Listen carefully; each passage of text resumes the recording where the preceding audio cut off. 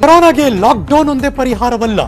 RR ನಗರ ವಲಯದಲ್ಲಿ ಎಲ್ಲಾ ಕ್ರಮಗಳನ್ನು ತೆಗೆದುಕೊಂಡಿದ್ದೇವೆ ಎಂದಿದ್ದಾರೆ ಸಚಿವ ಎಸ್.ಟಿ. ಸೋಮಶೇಖರ್. Breaking news.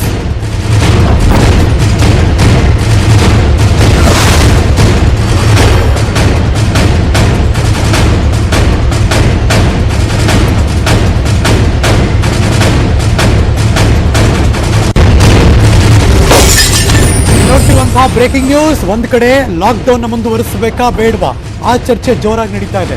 ಮಗದೊಂದು ಕಡೆ ವಲಯವಾರು ಮೀಟಿಂಗ್ಗಳಾಗಿದೆ.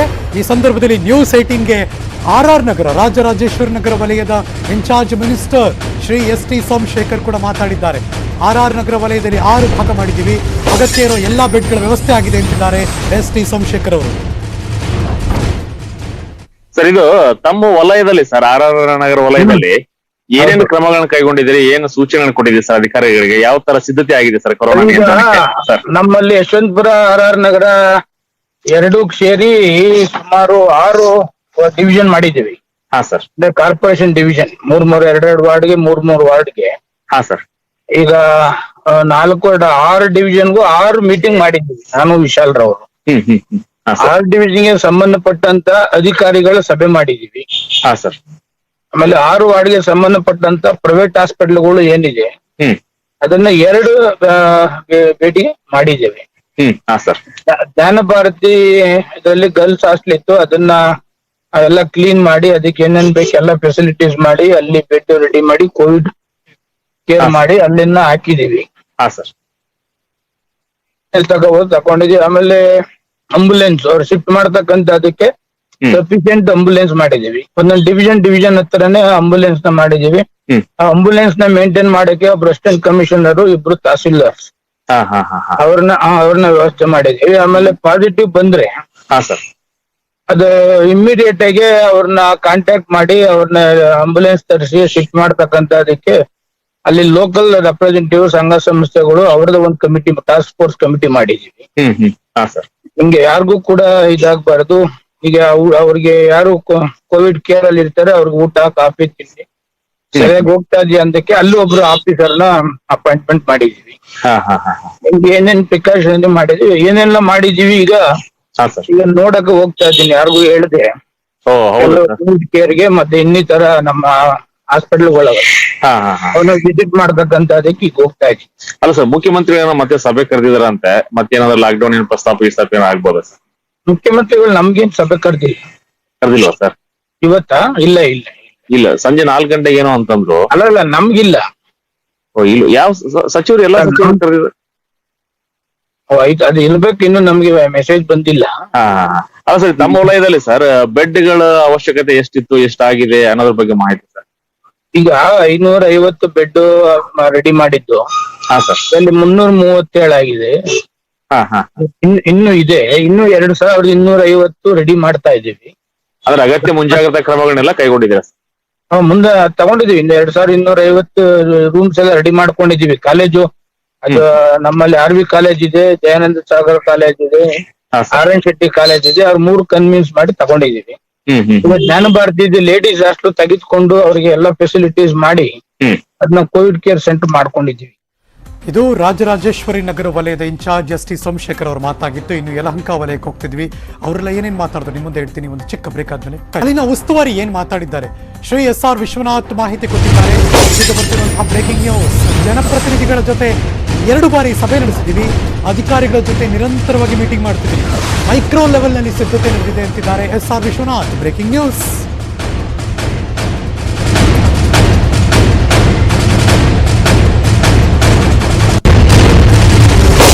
10 ಜನರ ಒಂದು ಸ್ವಯಂ ಸೇವಕರ ತಂಡ ರಚನೆ ಮಾಡಿದ್ದೀವಿ. ಮನೆಗೆ ಹೋಗಿ ಆರೋಗ್ಯ ತಪಾಸಣೆ ಮಾಡ್ತಿದ್ದೀವಿ. ಶಿಕ್ಷಕರು, ಅಧಿಕಾರಿಗಳು, ಆಶಾ ತಂಡಗಳ ರಚನೆ ಆಗಿದೆ. ಇನ್ನು ಮುಂದೆ ಲಾಕ್ಡೌನ್ ಮಾಡುವ ಅವಶ್ಯಕತೆ ಇಲ್ಲ.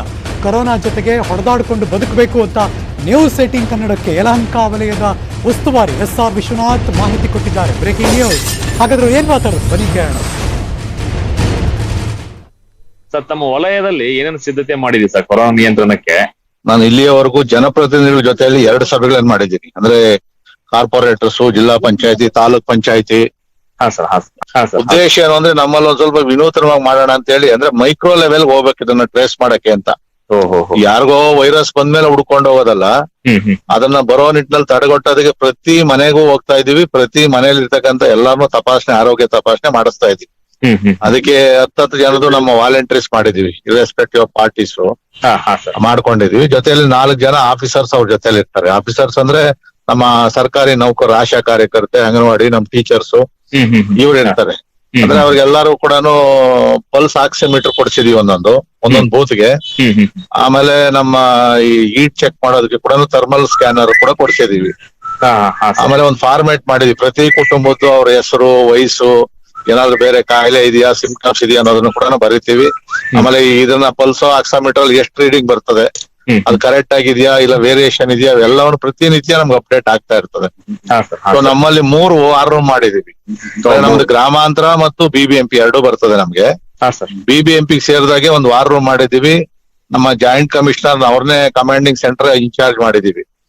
ನಮ್ಮ ಗ್ರಾಮಾಂತರದಲ್ಲಿ 2 ತಹಸೀಲ್ದಾರ್ ಅವರೇ, 2 ತಹಸೀಲ್ದಾರ್ ಜೊತೆಲಿ ಎಕ್ಸಿಕ್ಯೂಟಿವ್ ಆಫೀಸರ್ಗಳನ್ನ ಆ ಒಂದು ವಾರ್ ರೂಮ್ ನೋಡೋದು ಅಂದ್ರೆ ಓವರ್ ಆಲ್ ಇನ್ಚಾರ್ಜ್ ಅವರು, ಏನೇ ಆದ್ರೂ ಕೂಡ ಅವ್ರ ರೆಸ್ಪಾನ್ಸಿಬಿಲಿಟಿ. ಆಮೇಲೆ ಆಂಬುಲೆನ್ಸ್ ಮತ್ತು ಬೆಡ್ ಅಲಾಟ್ಮೆಂಟ್ ಗೆ 3 ಜನ ಆಫೀಸರ್ಗಳ ಪ್ರತಿ ಇದ್ರಲ್ಲೂ ಮಾಡಿದೀವಿ. ಆಂಬುಲೆನ್ಸ್ ಗಳೆಲ್ಲ ರೆಡಿ ಇದೆ. PH ನಲ್ಲಿ 2 PH ಗಳಲ್ಲಿ 2 ಆಂಬುಲೆನ್ಸ್ ಬಂದಿದೆ, ನಮ್ಮ ಹತ್ರ ಇದೆ. ಆಮೇಲೆ 21 BBMP ಗೆ ಆಂಬುಲೆನ್ಸ್ ಗಳಿದೆ. 2 ದಾನಿಗಳು ಕೊಟ್ಟಿರುವಂತ ಆಂಬುಲೆನ್ಸ್ ಗಳು ಕೂಡ ಐತೆ. ನಮ್ಗೇನು ಆಂಬುಲೆನ್ಸ್ ಗಳು ಕೊರತೆ ಇಲ್ಲ. ಆಮೇಲೆ ನಮ್ ಕೋವಿಡ್ ಕೇರ್ ಸೆಂಟರ್ ನಮ್ಮಲ್ಲೇ GKVK ನಮ್ಮ ಝೋನ್ ಅಲ್ಲೇ ಬರ್ತದೆ. ಅಜ್ಜ್ ಭವನ ನಮ್ ಝೋನ್ ಅಲ್ಲಿ ಬರ್ತದೆ. ಆಕಾಶ್ ಹಾಸ್ಪಿಟಲ್ ನಮ್ಮ ಪಕ್ಕದಲ್ಲಿ ಬರ್ತದೆ. ಸೊ ಇಲ್ಲಿ ನಮ್ಮ ಯಲಹಂಕದಲ್ಲಿ ಸದ್ಯಕ್ಕೆ ಎಲ್ಲೂ ಬೆಡ್ ಸಿಗ್ಲಿಲ್ಲ, CCC ಇದು ಸಿಗ್ಲಿಲ್ಲ ಅಂತಕ್ಕಂಥದ್ದು ಎಲ್ಲೂ ಕಂಪ್ಲೇಂಟ್ಸ್ ಜಾಸ್ತಿ ಇಲ್ಲ.